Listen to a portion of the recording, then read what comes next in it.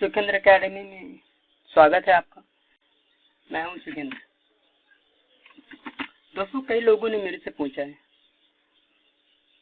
कि मैथ हमसे आती नहीं, मैथ में हम बहुत वीक हैं, बहुत कमजोर हैं, क्या करें, समझ में नहीं आता कहाँ से पढ़ें, कैसे पढ़ें। तो मैंने सोचा कि इस विषय में मैं एक वीडियो तैयार करूं। तो सबसे पहले मैं आपको बताना चाहूंगा कि आप एक पेन उठाइए और एक कॉपी उठाइए और इसमें आप नोट कीजिए कि आपसे आता क्या है, मैथ में आपसे आता क्या है। तो मुझे लगता है कि आप इस तरह काउंट भी करेंगे कि आपसे आता क्या है, तो आपको समझ भी नहीं आएगी कि मेरे से आता क्या है। आप पूरी तरह से ज्यादा काउंट नहीं कर पाएंगे। तो मैं आपके सामने एक सिलेबस रख रहा हूँ, मैथ का बेसिक सिलेबस, जो बेसिक कॉन्सेप्ट है इसका। आप इनमें से देखिएगा कि आपसे क्या क्या आता है। यदि आपसे आता है तो आप आगे बढ़िएगा, नहीं आता तो उसके आप वहीं पास रुक कर उसका अध्ययन कीजिएगा। क्योंकि जब हमें आगे कोई समस्या आती है तो हमें पीछे की ओर जाना पड़ता है। क्योंकि समस्या क्यों आती है कि हमने मेहनत नहीं की थी, इसीलिए। तो देखिए, पहला आता है हमारा भिन्न फ्रैक्शन, जैसे 2/5, 4/5। जैसे मैं आपको बता रहा हूँ, भिन्न का गुणा, भाग, जोड़, घटाव। भिन्न का गुणा कैसे करें, भाग कैसे करें, जोड़ कैसे करें और घटाव कैसे करें। तो इसको हल करें। यदि आपसे आता है तो आप नेक्स्ट बढ़िए, यदि नहीं आता है तो आप उसको हल कीजिए। जैसे 5/4, 3/2। अब इनमें आपको दे दिया जाए कि इनका गुणा कीजिए, इनका भाग कीजिए, इनका जोड़ कीजिए, इनका घटाव कीजिए, या कंपेयर कीजिए कि कौन सा भिन्न बड़ा है। ये तो वैसे ये भिन्न का जो फ्रैक्शन है, मैं इन सब का वीडियो मैंने बनाया है। बेसिक कॉन्सेप्ट, मैथ का बेसिक कॉन्सेप्ट मैंने तैयार किया है। आप तो पहला चैप्टर जो हमने तैयार किया है, जो हमने वीडियो बनाया, भिन्न का गुणा, भाग, जोड़, घटाव, आप हमारी वीडियो लिस्ट में जाकर वहां से आप देख सकते हैं। तो भिन्न को मैंने बेसिक पूरी तरह से समझाया है कि जब से भिन्न आता है तो ठीक है, आप आगे बढ़िए। यदि नहीं आता है तो आप इसमें अध्ययन कीजिए। इसके बाद हमारा आता है लघुत्तम समापवर्तक और महत्तम समापवर्तक, यानी एलसीएम और एचसीएफ। यदि आपसे एलसीएम निकालना आता है, एचसीएफ निकालना आता है तो आप आगे बढ़िए। यदि नहीं आता है तो आप अध्ययन कीजिए। जैसे 2, 4, 6, 8। अब इनका एलसीएम निकालिए, 3, 4, 2, 1। इनका एचसीएफ निकालिए। तो ये सब यदि आपसे करना आता है तो आप आगे बढ़िए, यदि नहीं आता तो आप सीखिए। वैसे इन सब का वीडियो मैंने बनाया है और इन वीडियो में प्लेलिस्ट में जाकर आप वहां से वीडियो में देख सकते हैं। ठीक है।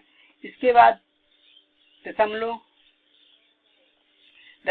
डेसिमल का गुणा, भाग, जोड़, घटाव। आपसे दशमलव को गुणा, भाग, जोड़, घटाव करना आता है।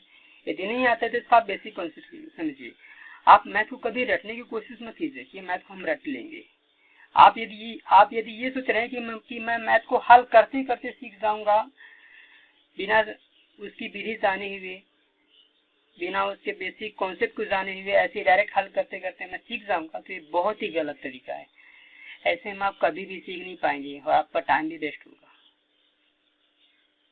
क्योंकि जब आप हिंदी बोलते हैं तो आपको अक्षर का ज्ञान होता है कि मैं कौन सा शब्द बोल रहा हूँ। और अक्षर का ज्ञान आपको तभी होता है आपने इससे पहले सीखा था, उसका बेसिक सीखा आपने, इसलिए आपको ज्ञान हुआ उसका। उसी प्रकार मैथ है। मैथ का जब तक आप बेसिक एकदम क्लियर नहीं कर लेंगे, आप आगे में मैथ का सवाल हल करने में आपको प्रॉब्लम जाएगी, बहुत ही प्रॉब्लम जाएगी।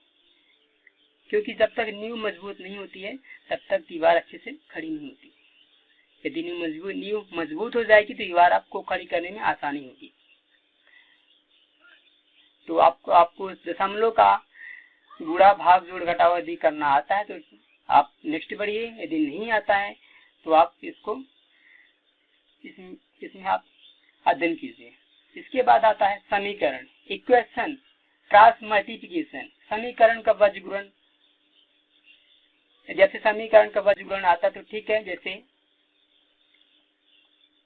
3x प्लस 4 बराबर 5x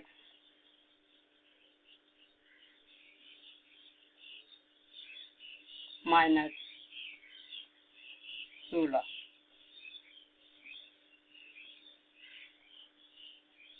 ये 3x प्लस 4 ये बराबर ये 5x माइनस ये माइनस है, ठीक है, और ये 16।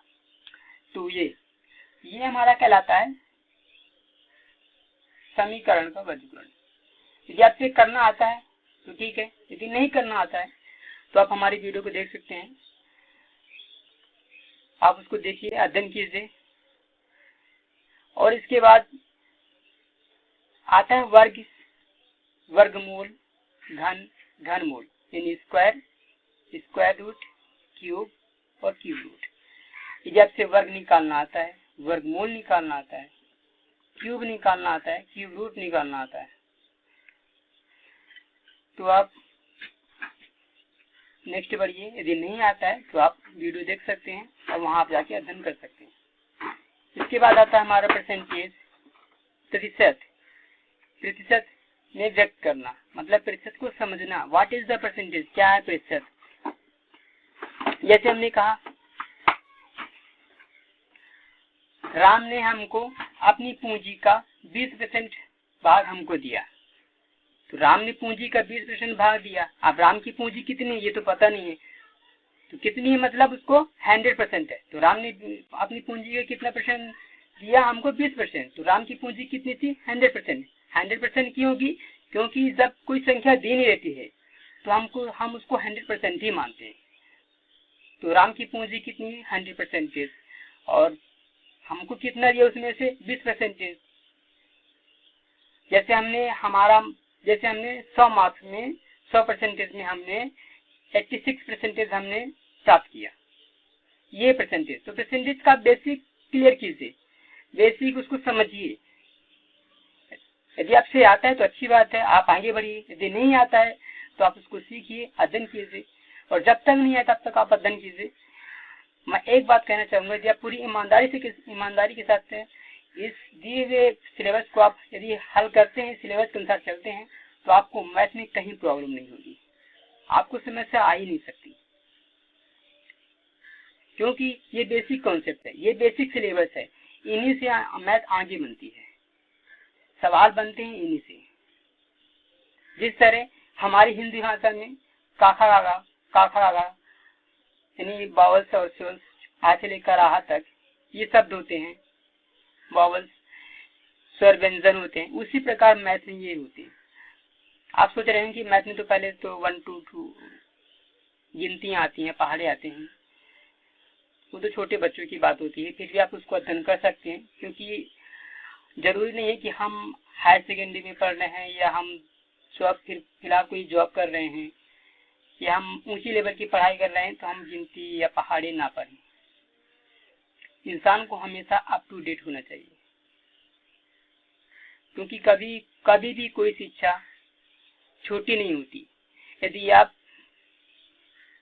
हाई लेवल की पढ़ाई कर रहे हैं, आप कॉलेज कर रहे हैं, आप कॉलेज में कोई कोर्स कर रहे हैं या आप जॉब कर रहे हैं, और आप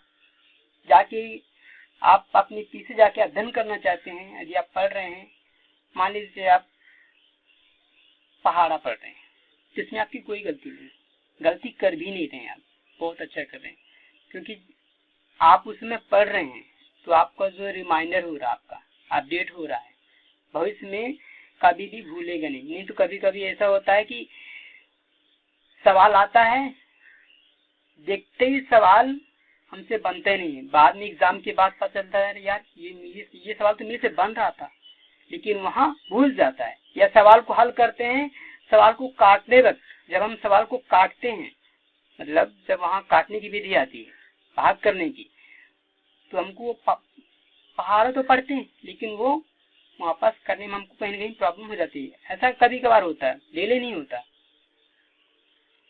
जो अप टू डेट रहते हैं उनके साथ बहुत ही कम होता है, इसलिए अप टू डेट होना चाहिए। इसके बाद हमारा आता है लाभ हानि। तो लाभ हानि में यदि आपसे आता है यानी कि प्रॉफिट एंड लॉस, तो यदि प्रॉफिट एंड लॉस आपसे आता है तो ठीक है, यदि नहीं आता है तो आप हमारी वीडियो को देख सकते हैं। वैसे इन प्रॉफिट एंड लॉस का बेसिक मैंने अभी वीडियो बनाया नहीं है, मैं बनाने वाला हूँ, जैसे अपलोड करूँगा तो आपको जानकारी मिल जाएगी। तो प्रॉफिट एंड लॉस का जो बेसिक कॉन्सेप्ट है आप उसको हल कीजिए कि कैसा है प्रॉफिट लॉस में क्या क्या है। लाभ हानि, आपने कितने रुपए की कोई वस्तु बेची और आपको कितना रुपए हानि हुआ, कितना रुपया लाभ हुआ, इस प्रकार से। तो इसका बेसिक कॉन्सेप्ट होता है। फिर समय और काम, टाइम एंड वर्क का बेसिक कॉन्सेप्ट आप क्लियर कीजिए कि टाइम एंड वर्क में आपको बेसिक कॉन्सेप्ट क्लियर करना। जैसे ए किसी काम को 4 दिन में कर रहा है तो बी किसी काम को 12 दिन में कर रहा है, दोनों मिलकर उसी काम को करेंगे तो कितने दिन में करेंगे, इस तरह। या कोई दो व्यक्ति हैं ए और बी, जो एक साथ मिलकर काम को करते हैं 12 दिन में, यदि ए अकेले उस काम को करना चाहे तो कितने दिन में करेगा। ये सब समय और काम यानी टाइम और वर्क का बेसिक कॉन्सेप्ट क्लियर कीजिए। यदि आपसे आता है तो आप आगे बढ़िए, यदि नहीं आता है तो आप उसी में रुकिए और उसका अध्ययन कीजिए और गहन से अध्ययन कीजिए। मैं कहता हूँ डूब जाइए, क्योंकि जब भी किसी चीज में डूबेंगे ना तो डूबने का मजा ही कुछ और होता है। जब डूबेंगे तो उसकी गहराई का अनुभव होता है, उसकी गहराई तक पहुंचते हैं, उसे जानते हैं, और फिर वो चीज हमें कभी भी भूलती नहीं है। बाय द वे हमने कभी उसका अध्ययन ना भी किया ना तो वो हमें भूलती नहीं है। इसके बाद आता है औसत, एवरेज। औसत ज्ञात करना, औसत का बेसिक, इसको समझिए, इसको हल कीजिए। इसके बाद आता है समय और दूरी, टाइम एंड डिस्टेंस। इसका बेसिक कॉन्सेप्ट आप क्लियर कीजिए, बेसिक इसका समझिए। इन सब का वीडियो मैंने बनाया है और मैं अपलोड भी करने वाला हूँ, बट ये थोड़ी यहाँ इंटरनेट का जो कनेक्शन है बहुत स्लो है, इसलिए टाइम से अपलोड नहीं कर पाता हूँ, बट हो जाता है, कोशिश करता हूँ। इसके बाद आता हमारा रेशियो, अनुपात। इसको क्लियर कीजिए। जैसे A/B बराबर 4/5, B/C बराबर 6/7, then find the value A/B/C। ये हमारा बेसिक कॉन्सेप्ट होता है। इसको बेसिक कॉन्सेप्ट में आप क्लियर कीजिए। क्या करना आपको, जब तक आप हमने जो सिलेबस अभी बनाया है, ये सिलेबस मैं कोई अपने से नहीं बनाया हूँ, ये सिलेबस मैंने बुक से उठाया है, बुक्स में देखा, कई बुक्स को उठाकर मैंने देखा है, उससे मैंने देखा है। तो बुक्स को उठाइए। मैं कहता हूँ बुक्स उठाने की आपको जरूरत ही नहीं है, क्योंकि सिलेबस आपके सामने रखा है। इस सिलेबस को आप अध्ययन कीजिए, मैं 100% गारंटी देता हूँ। यदि आप इस सिलेबस के अनुसार मैथ को आप गहराई से समझना चाहते हैं तो आपको इन सीढ़ियों से आपको तो गुजर कर जाना ही पड़ेगा, तभी आप आगे वाली सीढ़ियों में आप चढ़ पाएंगे। ये सब 6वीं की क्लास में है। लघुत्तम, भिन्न, fraction, LCM, decimal, equation, cross multiplication, square root, cube root, percentage और profit and loss, time and work, average, ये टाइम एंड डिस्टेंस, ये नहीं, ये नहीं है, 7वीं का रेशियो, ये सब आपको 6वीं की क्लास में मिलेंगे। अभी गवर्नमेंट सरकार ने, जो भारत सरकार ने भी एक सिलेबस अभी प्रोवाइड करवाया है, जिसमें आपको एनसीईआरटी की बुक है, जो मैंने अभी डाउनलोड किया है, मैं आपको दिखा रहा हूँ। ये कक्षा 6 की बुक है, हमारे पास पीडीएफ फॉर्मेट में है। तो जितना भी सिलेबस था मैं आपको बताया हूँ टाइम एंड डिस्टेंस के बारे में, तो इसमें आपको पूरा मिल जाएगा। टाइम एंड डिस्टेंस, टाइम, समय और दूरी को छोड़कर देखिए, इसमें आपको पूरा मिलेगा। स्टार्टिंग से इसमें फ्रैक्शन से ही है। तो आप एनसीईआरटी में आपको इसका जो डाउनलोडिंग का लिंक है, डाउनलोडिंग लिंक, ये मैं डिस्क्रिप्शन में आपको यहाँ डाल दूंगा ये लिंक। तो आप यहाँ से किसी भी क्लास की हिंदी या इंग्लिश लैंग्वेज में आप यहाँ से डाउनलोड कर सकते हैं। ठीक है।